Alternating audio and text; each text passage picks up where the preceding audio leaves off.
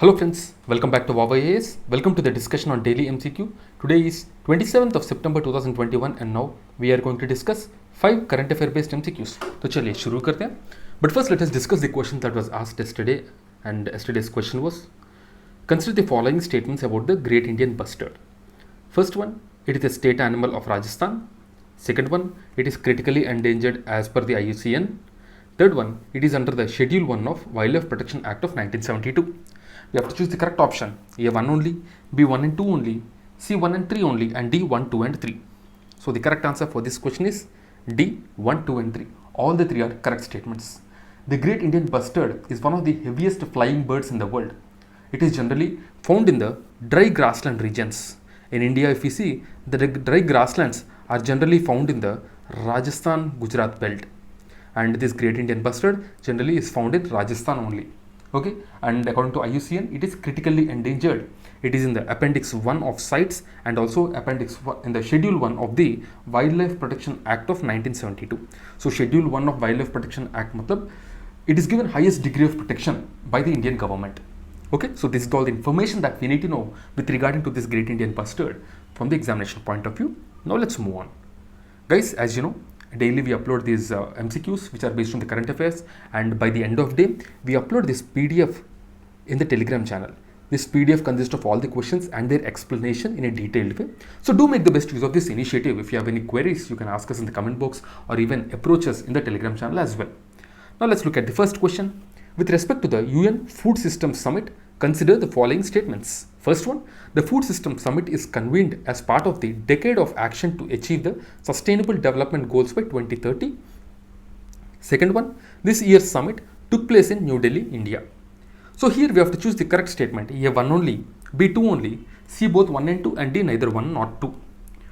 So if you see this question, the food systems, this is a UN Food System Summit, and the Food System Summit is convened as part of the Decade Action to achieve the Sustainable Development Goals by 2030. The first statement is right, but second statement, if you see, here it is given it was held in New Delhi, but this is wrong. Recently, it was held in New York, USA. So that's why the second statement is wrong and the first statement is right. So A1 only is the correct answer. So this UN Food System Summit is taking place in New York. It will seek to set the stage for the global food system transformation to achieve the Sustainable Development Goals by 2030. This Food System Summit is convened as part of the Decade of Action to achieve the Sustainable Goal by 2030, because as you know, the Sustainable Development Goals is one of the major, you can say, it's one of the major goals of the entire world to achieve all of these Sustainable Development Goals for the sustainability of the earth in itself. This summit will launch bold new actions to deliver the progress on all 17 Sustainable Development Goals, and each of which relies on some degree on healthier, more sustainable and equitable food systems. It is guided by 5 action tracks. The summit will bring together key players from the worlds of science, business, policy, healthcare and academia, as well as farmers. Okay, and the UN food system, if you see, it includes a pre-summit, and it was conceived following conversation with the joint leadership of 3 Rome-based UN agencies: the Food and Agriculture Organization, the International Fund for Agriculture Development, and World Food Program as well. Right? Now let's look at the second question. The second question is, consider the following statements. First one, CoWIN is a cloud-based IT platform which handles India's COVID-19 immunization program, including registering beneficiaries, allocating vaccination centers, and live monitoring of vials in the cold storage. Second one, the platform is owned by Niti Aayog. So we have to choose the correct option. A1 only, B2 only, C both 1 and 2, and D neither 1 nor 2. So this CoWIN, if you see, it is a cloud-based platform. This is a right statement. The first one, it's a cloud-based platform, and it is useful both for the beneficiaries as well as for the government officials as well, so that they can allocate the vaccination centers, and also they can monitor all the vials which are available in the cold storage in the live. And also another important thing is that it is not owned by Niti Aayog, but it is owned by the Ministry of Health, the Health Ministry, Ministry of Health and Family Welfare to be specific. Okay, so A1 only is the correct answer. So CoWIN basically is a cloud-based platform, as I told already. It handles the minute details, or you can say it handles the real-time data with regarding to the vaccination. It knows how many people are vaccinated, how many people have to be vaccinated, and all the real-time details are available. And also it monitors the live availability of all the vaccines which are there in the cold storage. Okay, so that means how many vaccines are available, how many more needs to be produced. All of these things are monitored by this CoWIN. And this platform is owned by the Ministry of Health and Family Welfare, and METI, that is the Ministry of Electronics and Information Technology, along with the National Informatics Center, they are responsible for handling the tech infrastructure related to this app. So tech infrastructure is handled by METI along with National Informatics Center, but it is owned by the Ministry of Health. Now let's look at the third question. Consider the following statements with respect to Pradhan Mantri Bharatiya Jan Aushadhi Pariyojana. First one, the Bureau of Pharma PSUs of India is implementing agency of this Pradhan Mantri Bharatiya Jan Aushadhi Pariyojana. And second one, if you see, the BPPA, the Bureau of Pharma PSU of India, supports Jan Aushadhi Kendras as part of the Pradhan Mantri Bharatiya Jan Aushadhi program, whereas the quality generic medicines are made available to all. Third one, the Kendras can be set up only by the doctors at suitable places or outside the hospital premises. We have to choose the correct statement. Here if you see, let's see the third statement first. Third statement says that these Kendras can be set up only by the doctors.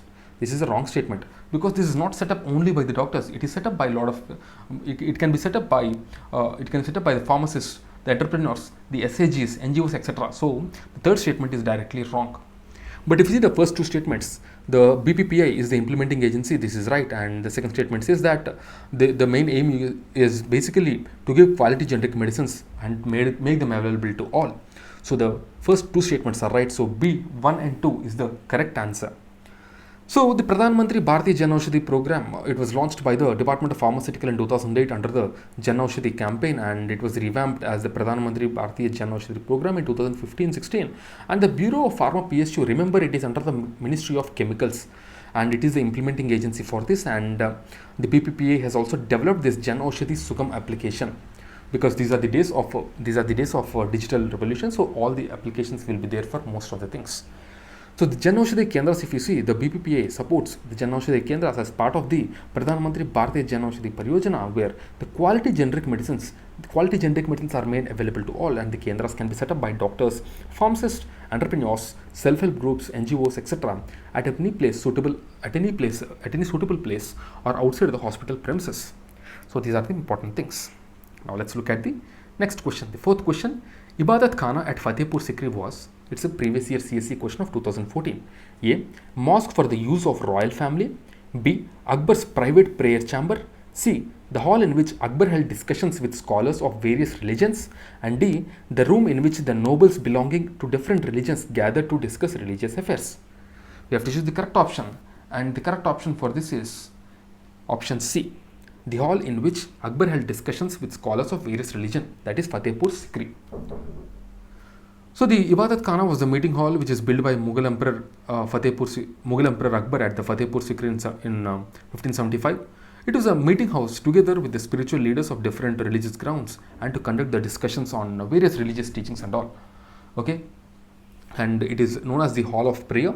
It is a place for theologists, mystics, the religious scholars who are known for the scholarships and intellectual attainment.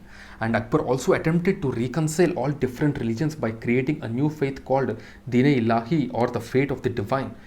It incorporated various Islamic Sufi elements and other Bhakti reform movements also, and it integrated all of them, and along with some other elements from the Christianity, Zoroastrianism, Jainism, etc. as well. So this is all the information about Ibadat Khana at Fatehpur Sikri. Now let's look at the fifth question. With reference to the art and archaeological history of India, which of the following was made earliest? A, Lingaraja temple at Bhubaneswar. B, rock cut elephant at Dhauli. C, rock cut monument at Mahabalipuram. And D, Varaha image at Udaygiri. You have to choose the correct option, and the correct option is B, the rock cut elephant at Dhauli. So we have to know all of these things in detail for the examination. So if you see the rock cut elephant above the edicts is earliest Buddhist sculptures of Odisha. It is there in Odisha, and the stone elephant shows the animal four paths only. Though it has a fine sense of form and movement, it is considered as only few remains of the Mauryan art. So this rock cut elephant belonged to Odisha. It is there in Odisha. It belongs to Mauryan time. Next is the Lingaraja temple. The Lingaraja temple is the 11th century AD temple, and it is dedicated to Lord Shiva. Lord Shiva is also known as, generally the Lord Shiva will be there in the Linga form. So in that way also you can remember Lingaraja temple is related to Lord Shiva. It is considered as the largest temple of city of Bhubaneswar. So this is also there in Odisha, in Bhubaneswar. It is believed to have been built by Somavamshi king Yayati I. It is a classical example of Kalinga style of architecture. The rocket elephant, basically it is a Mauryan architecture, but this Lingaraja temple is the Kalinga architecture. The rocket monuments at Mahabalipuram. These rocket monuments at Mahabalipuram were built by the Pallava king Narasimha in the 7th and 8th centuries. And the beauty of the rocket sculptures of the temple is that reflective of artistic taste of erstwhile Pallava rulers. Next is Varaha image at Udaygiri. The iconic Varaha sculpture, which represents the story of the rescue of Bhudevi, that is Earth. Okay, so these are the important things that we need to know from the examination point of view. Now let's look at the question of the day. And the question of the day is, consider the following statements about the Nagarhole National Park.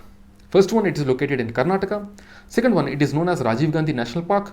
It is also known as Rajiv Gandhi National Park. And third one, the Kabini River flows through this. You have to choose the correct statement. A 1 and 2, B 2 and 3, C 1 only, and D 1, 2 and 3. Do give your answer in the comment box, and tomorrow we will discuss this question. From the prelims point of view, these type of questions are very much important because we have been seeing that UPSC is continuously asking questions on such things. So do prepare them thoroughly. Okay, the national parks and other important things. So guys, as you know, we are providing the Vision Prelims Test Series summary, Vision PT 365 summary, Vision Monthly Magazine summary, and Vision Mains Test Series summary. All these summaries will help you in your preparation by reducing your preparation time, because before the exam, this is the important thing, preparing maximum in minimum time. So for this, these summaries will be very helpful. Do check the quality of these summaries in the Telegram channel. The Telegram channel details are there in the description. If you have any queries, you can ask us in the comments, and also you can approach us via Telegram as well. Okay, do share it with your friends as well, so that we can reach to more and more people, and more people can get benefited from this initiative. Right? So that's it guys from my side. I'll see you again tomorrow with 5 more MCQs. Till then, keep studying and stay tuned. Jai Hind.